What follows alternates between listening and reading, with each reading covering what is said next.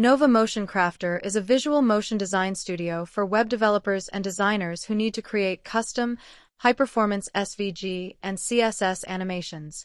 Using the powerful Web Animations API, this tool allows you to craft complex keyframe animations visually and export clean, production-ready code. How it works, step by step. Define keyframes. In the Keyframes tab, specify the starting 0% and ending 100% states of your animation using simple JSON syntax.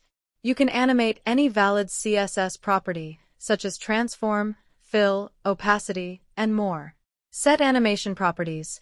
Use the controls to set the animation's duration in seconds and the iterations, e.g., 1, 3, or infinite. Preview instantly. Click the Play Animation button to see your creation come to life in the visual stage. The animation respects the current UI theme colors, giving you an accurate preview. Export your code. Switch to the Export Code tab. The tool automatically generates the complete CSS snippet, including the @keyframes rule and the corresponding animation property. You can copy this code or export it directly as a .css file. Save and load projects. Use the Save Project button to store your entire animation setup in your browser's local storage. You can easily load it back later to continue your work.